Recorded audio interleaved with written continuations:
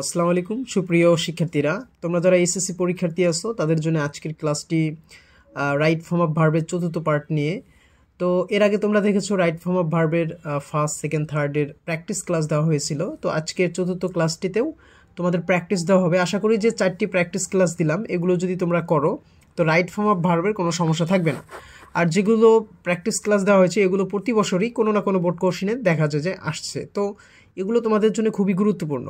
তো এই টপিক কনটেক্সটগুলো তোমরা অবশ্যই দেখবা এবং এগুলো থেকে তোমাদের অবশ্যই এগুলো থেকে অবশ্যই তোমাদের যে এইচএসসি পরীক্ষা আছে সেগুলোতে আসবে। সো এগুলো খুবই মনোযোগ দিয়ে দেখতে হবে। আজকের যে কনটেক্সটটি সেটা হচ্ছে ফুটবল ম্যাচ নিয়ে। তো ফুটবল ম্যাচের কনটেক্সটের আলোকে প্রতি বছরই বিভিন্ন বোর্ড কোশ্চেনে এই কনটেক্সটটি দেখা যায় যে এসে গেছে। সো এটা একটু মনোযোগ দিয়ে দেখবা। তো এখানে যে বিষয়টি দেওয়া আছে যে রাইট ফর্ম অফ ভার্বের আজকে পার্ট 4। তো এখানে বলা আছে যে football is a favourite game in our country, যে আমাদের দেশে ফুটবল একটি জনপ্রিয় খেলা। তো এখন বলছে ইট অ্যারেঞ্জ বিটুইন টু টিমস। এখন একটা জিনিস খেয়াল করো, ইট অ্যারেঞ্জ বিটুইন টু টিম, এটা দুই দলের মধ্যে কি হয়, অনুষ্ঠিত হয়। এখন এটা যে অনুষ্ঠিত হয় এটা কি খেলা, এই ফুটবল খেলা কি নিজে নিজে অনুষ্ঠিত হয় নাকি অন্য কেউ এটা অনুষ্ঠান করে বা এটাকে অ্যারেঞ্জ করে? অবশ্যই অন্য কেউ অ্যারেঞ্জ করে, কর্তৃপক্ষ অথরিটি এটাকে অ্যারেঞ্জ করে। তো যখন সাবজেক্টের কাজ অন্য কেউ করে দেয় তখন সেটা কিন্তু প্যাসিভ হয়ে যায়, ঠিক আছে? তো সাবজেক্টের কাজ সে যখন নিজে করে না, অন্য কেউ করে দেয়, তখন সেটা প্যাসিভ হয়। সো এটা ইট অ্যারেঞ্জড হবে, কি হবে? ইট ইজ অ্যারেঞ্জড। তো এটা একটু খেয়াল করতে হবে, ইট ইজ অ্যারেঞ্জড হবে, ঠিক আছে? এখানে ডি হবে। তো it is arranged between two teams, যে এটা দুই দলের মধ্যে কি হয়, অনুষ্ঠিত হয়। এখানে আরেকটি জিনিস দেওয়া আছে যে হুইচ কন্টেইন থাকতো, এটা হুইচ কন্টেইন, কিন্তু এটাকে আমরা কি করে দিচ্ছি, রিডিউস ক্লাস করে দিচ্ছি। অর্থাৎ এখানে হুইচ কন্টেইনটাকে বাদ দিয়ে, রিলেটিভ প্রোনাউনটাকে বাদ দিয়ে আমরা কি দিচ্ছি, কন্টেইনিং, কি দিছি, কন্টেইনিং। তো which it is arranged between two teams containing 11 players each team. তো এখানে প্রত্যেক দলে 11 অর্থাৎ 11 জন সদস্য নিয়ে কী হয়, দল গঠন হয়।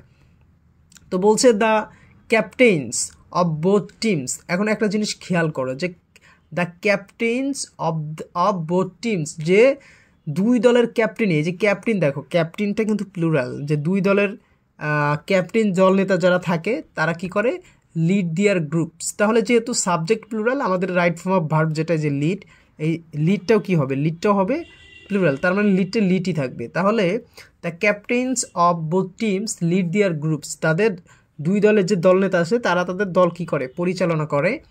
And this is the most exciting and enjoyable game, এটা হচ্ছে খুবই এক্সাইটিং এনজয়েবল গেম।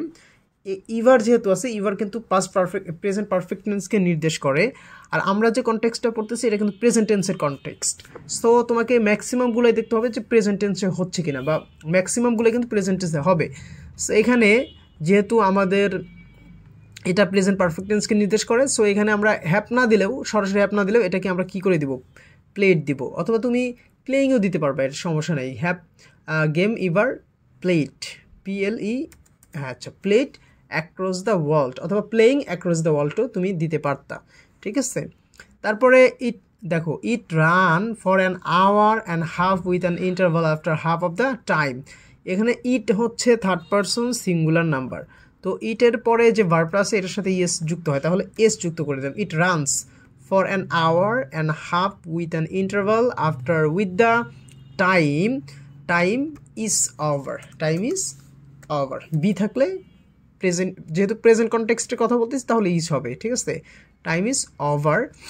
বলছে এনি ফুটবল টুর্নামেন্ট, এখন বলছে এনি ফুটবল টুর্নামেন্ট অ্যারেঞ্জ। তাহলে ফুটবল টুর্নামেন্টস কি অ্যারেঞ্জ একা একা হতে পারে নাকি কেউ অ্যারেঞ্জ করে? অবশ্যই কেউ অ্যারেঞ্জ করে। তাহলে any football tournaments is arranged হবে, কি হবে, ইজ অ্যারেঞ্জড, ইজ অ্যারেঞ্জড। আচ্ছা, is arranged between two strong teams, দুই দলের মধ্যে এটাকে কী করা হয়, অনুষ্ঠিত হয়। Can be exciting the result. এখন দেখো দ্য রেজাল্ট, এটা কিন্তু থার্ড পারসন সিঙ্গুলার নাম্বার, এই সাবজেক্টটা third person singular number, that's why এখানে তোমাকে এস বাই এস যুক্ত হবে, তাহলে রিমেইনস হবে। The result remains almost unpredictable, যে এই যে ফলাফলটা কিন্তু অপ্রত্যাশিত থাকে একদম শেষ পর্যন্ত, till the end, because any team might win the other team, যে এক দল আরেক দলের উপর জিততে পারে। কিভাবে জিততে পারে? স্কোরিং করে, কি করে, স্কোরিং, তাহলে এটা আইনজি হবে স্কোরিং এ গোল উইদিন সেকেন্ড, যে 1 সেকেন্ডের ভিতরে গোল দিয়ে তারা কি করতে পারে, এক দল আরেক দলের উপর জয়ী হতে পারে। তো বলছে the referee is to see, যে রেফারিকে দেখতে হয় বা তত্ত্বাবধান করতে হয় ওয়েদার যে রুলস অ্যান্ড অর্ডার, দেখো দুইটা বলছে রুলস অ্যান্ড অর্ডার, রুলসও বলছে অর্ডারও বলছে, মাঝখানে অ্যান্ড দ্বারা যুক্ত হয়ে প্লুরাল একটা সাবজেক্ট গঠন করছে, তাহলে ভার্বটাও কী হবে, প্লুরাল হবে। তাহলে rules and order maintain by the players, rules and order কী হবে, তাহলে এটা যেহেতু প্যাসিভ, রুলস অ্যান্ড অর্ডার তো নিজে নিজে গঠন হতে পারে না, কে গঠন করে, একটা অথরিটি গঠন করে, তাহলে আর কী হবে, আর রুলস অ্যান্ড অর্ডার আর মেনটেইনড হবে, কি হবে, মেনটেন, ইডি যুক্ত হবে, মেনটেইন বাই দ্য প্লেয়ার্স, যে খেলোয়াড়দের দ্বারা রুলস অ্যান্ড অর্ডার কী করা হয়, মান্য করা হয়। তো এই যে আজকের যে কনটেক্সটটা রাইট ফর্ম অফ ভার্বটা, এটা কিন্তু বোর্ড পরীক্ষায় অনেকবার আসছে, তো এটা পরবর্তী যে বোর্ড পরীক্ষাগুলো আছে এগুলোতে আসতে পারে, এবারও আসতে পারে। সো এটা অবশ্যই তোমাদের এগুলো দেখতে হবে, আর যেগুলো আমি রাইট ফর্ম অফ ভার্বের ক্লাস নিলাম বা প্র্যাকটিসগুলো দিচ্ছি, এগুলো তোমরা একটু দেখবা, এগুলো থেকে আশা করা যায় তোমরা কমন পাবা। তো ধন্যবাদ সবাইকে সাথে থাকার জন্য, আল্লাহ হাফেজ।